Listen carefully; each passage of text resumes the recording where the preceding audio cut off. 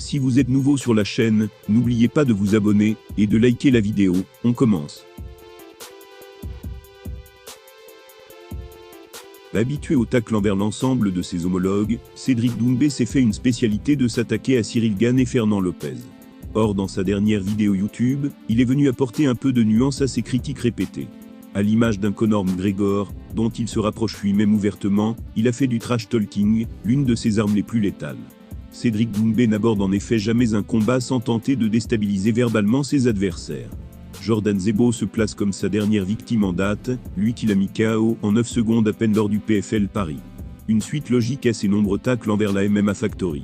Capable d'adresser des punchlines à n'importe qui et n'importe quand, Doumbé a fait de Cyril Gane et Fernand Lopez deux de ses cibles favorites.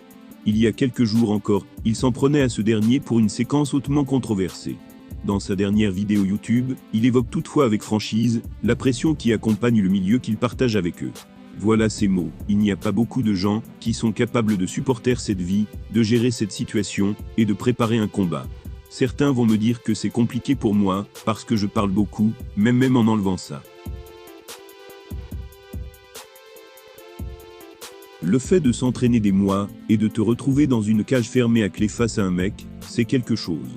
Être un champion des sports de combat, ça demande un courage immense. Une mise au point qui a d'ailleurs permis à The Best d'attribuer une certaine part de mérite à Gane, mais aussi à Lopez, qui compte 17 combats de MMA à son actif. Il a ajouté ceci: c'est pour ça que malgré tout ce que je dis, les mecs comme Cyril Gane et Fernand Lopez doivent être respectés. Ils sont quand même montés dans la cage, et tout le monde ne peut pas le faire. C'est pour ça que malgré leur défaite, malgré le fait qu'ils sont nuls, on doit respecter tous les combattants. Oh, combien exigeant sur le plan mental et réservé à une infime partie de la population, le métier de combattant semble néanmoins combler Doumbé. En témoigne son retour éclair à l'entraînement, aux côtés d'un certain Saladin Parnasse. Même s'il prend un malin plaisir à se moquer d'eux, ou à les critiquer, Cédric Doumbé voue un grand respect à Cyril Gane et Fernand Lopez, pour leur audace d'avoir grimpé dans l'octogone. Et qui de mieux placé pour connaître la difficulté que cela implique?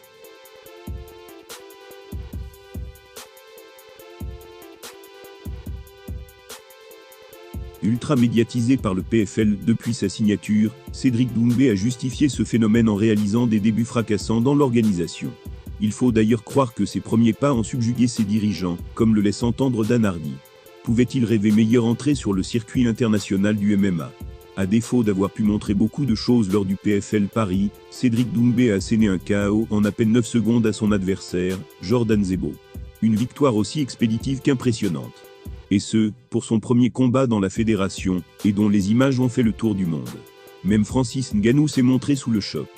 Certes comblé par ce scénario, l'ancien kickboxer français ne compte cependant pas s'arrêter là. Il espère ainsi revenir rapidement dans l'octogone, pour prolonger cette belle dynamique, et cible déjà 3 gros noms en guise de potentielles futures victimes. Reste à savoir, si ces plans correspondent à ceux de ses dirigeants le concernant. Quoi qu'il en soit, ces derniers ne tarisent logiquement pas d'éloges à son sujet.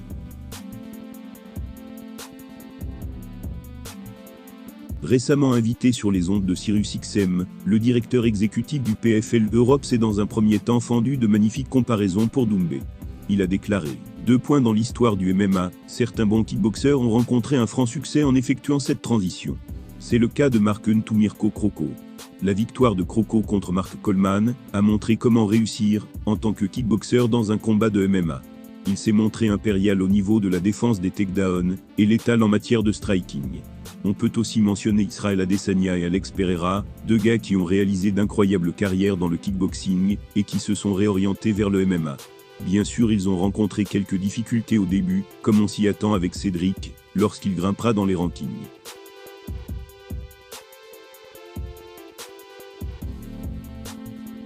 Une fois ces parallèles des plus prometteurs dressés, Hardy s'est montré extrêmement optimiste pour Doomsed.